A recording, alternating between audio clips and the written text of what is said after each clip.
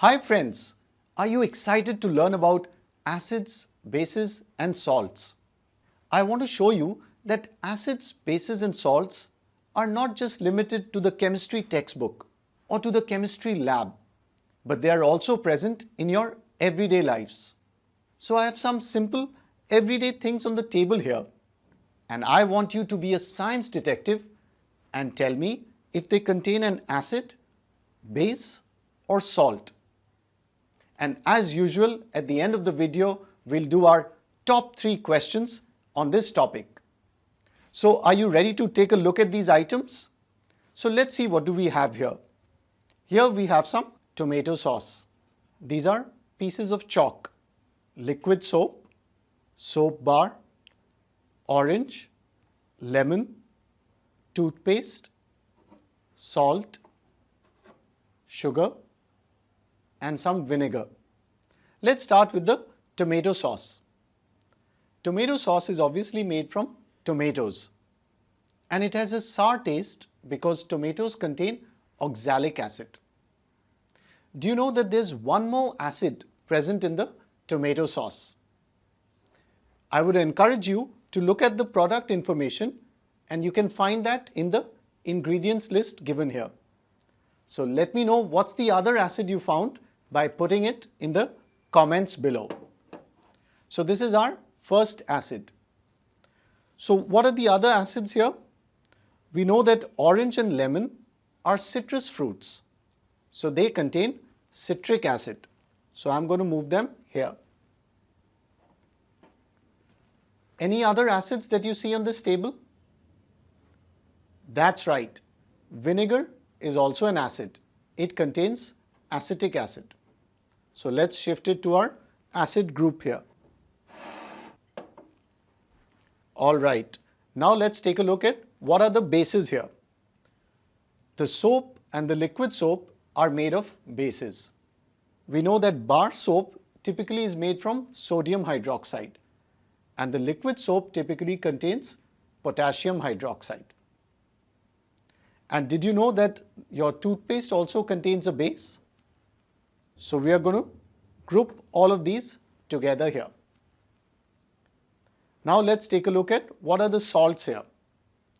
Obviously the salt that you eat, sodium chloride, is a salt. So I'm going to place it here. Any other salts that you see here? So chalk, which is calcium carbonate, is also classified as a salt, as we'll see later in the video. So I'm going to put these chalk sticks on our salt side here. So who are we left with now? That's right, it's sugar. Now where should we put sugar? As an acid, base or salt? What do you think? Well, this is a tricky one because sugar is none of these. It's neither an acid, nor a base, nor a salt. So I'm going to let it be alone as a separate group.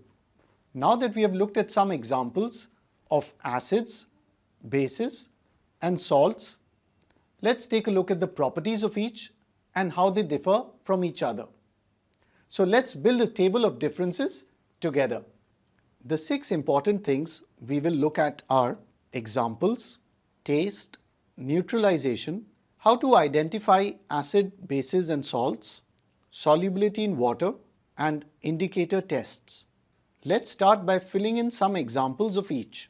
So when you think of acids, bases or salts, you can keep these simple examples in your mind. Let's look at taste. What is the taste of acids? That's right, they have a sour taste.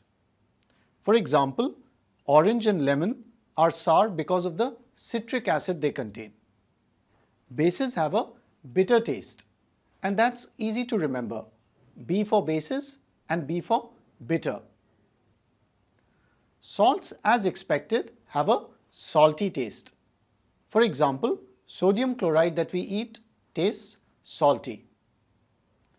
But there are some salts which have a sweet, sour, or even a bitter taste.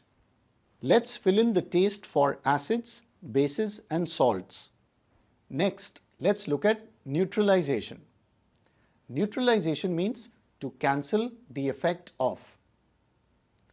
So an acid can neutralize a base, and a base can neutralize an acid.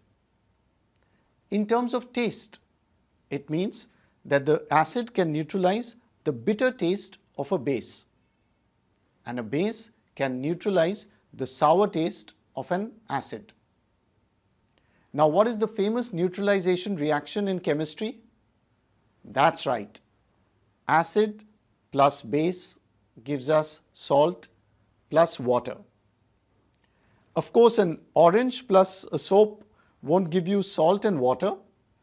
So what is the acid and base that's needed to produce salt and water? That's right. It's hydrochloric acid and sodium hydroxide, which will give us sodium chloride and water. And this is an example of a neutralization reaction. Let's fill in the table for the neutralization row. Acids and bases neutralize each other and produce salt and water. Now let's look at identification. If you are looking at a new compound and we know the chemical formula, how can we identify if it's an acid, base or salt? All acids contain hydrogen. For example, hydrochloric acid is HCl. Sulfuric acid is H2SO4. So all the acids have hydrogen in them. But if I show you this statement that all compounds containing hydrogen are acids, is this statement true or false? What do you think? It's false, since all compounds containing hydrogen are not acids. The simplest example is water, H2O. It's neither acidic nor basic. Water is neutral.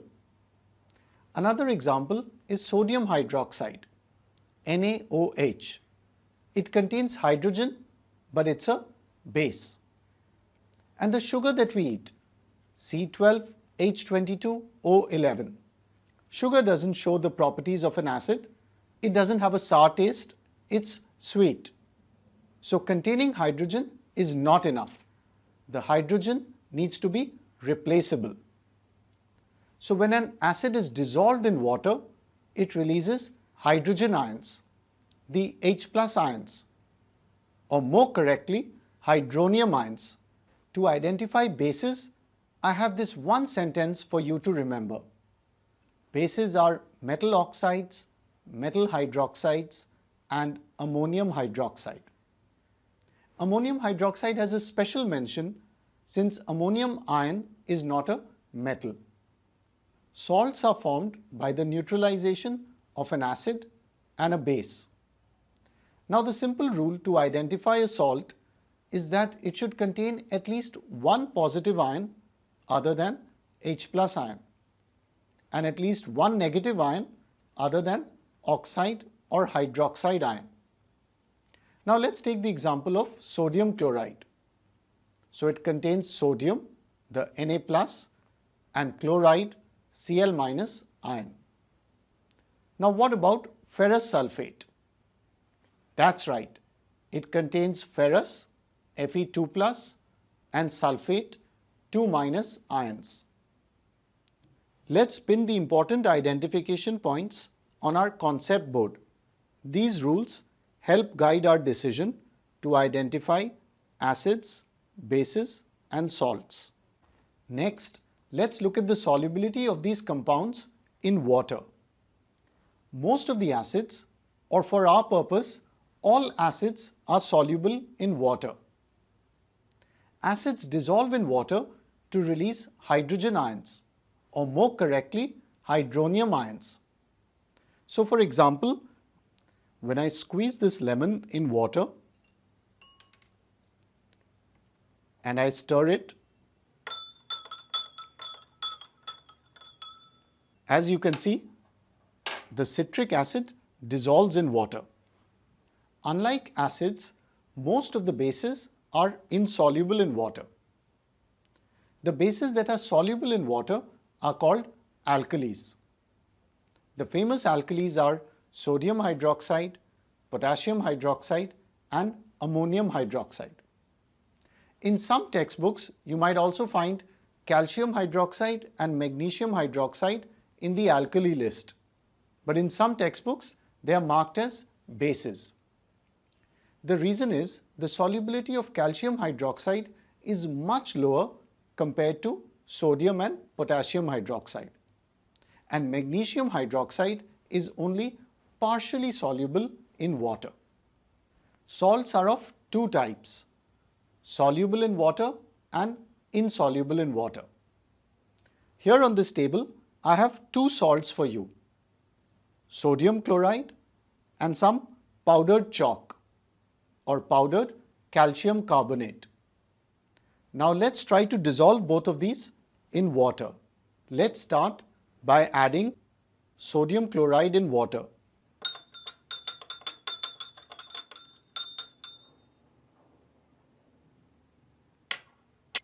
Next, let's try the powdered calcium carbonate or the powdered chalk that we have here. So I'm going to add that into the water.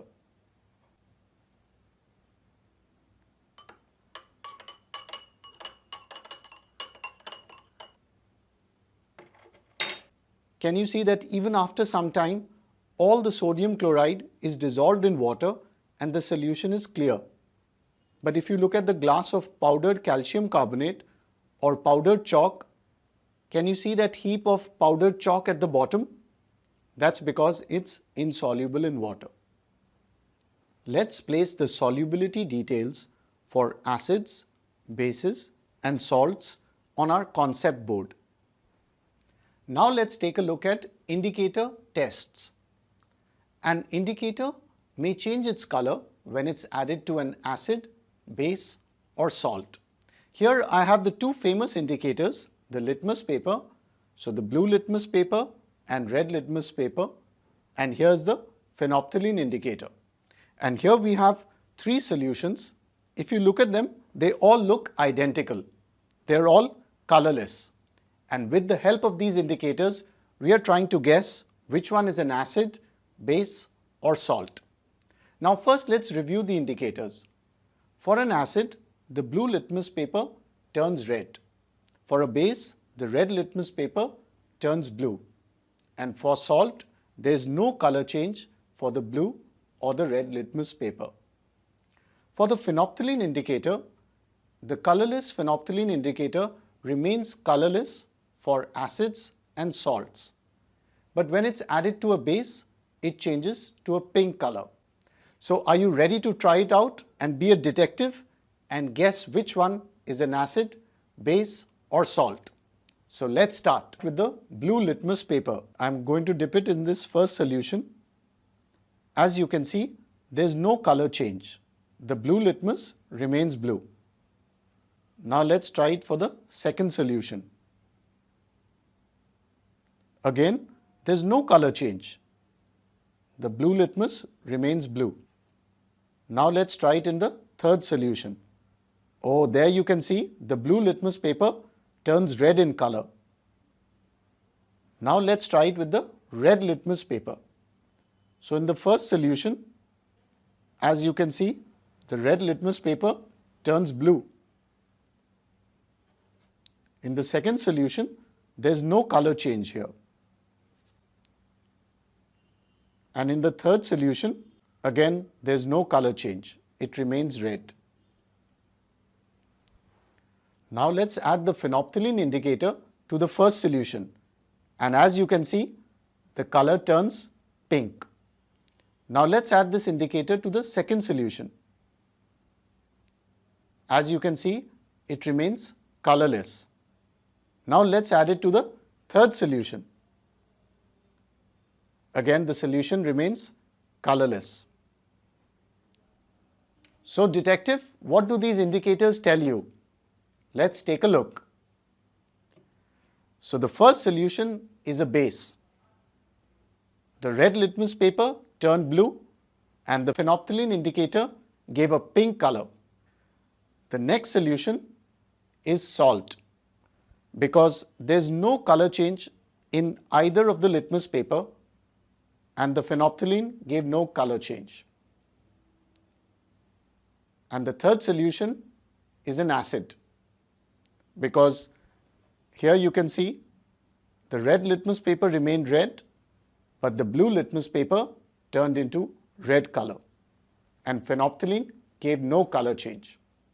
Now I can share with you what I actually added to these three glasses. In the first glass, I added calcium hydroxide solution, commonly known as lime water. In the second one, I put salt, that is sodium chloride and water. And the third glass contains vinegar, which is acetic acid dissolved in water. Let's fill in the results of our indicator tests, the litmus and phenolphthalein tests, in our table. Now that we are done with the concept of acids, bases and salts, are you ready for the top 3 questions on this topic coming up for you right now? Pause the video right here and try solving these questions.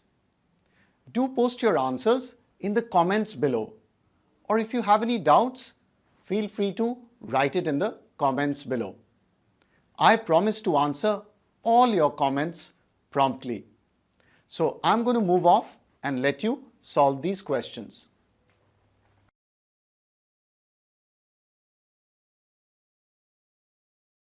Do you remember what is the question I asked you in the beginning of this video? It was about the tomato sauce. We know that the tomato sauce is sour because of the oxalic acid present in the tomatoes. But there's one more acid present in this sauce. Do you know what is the acid? You can easily find that by looking at the ingredients list here.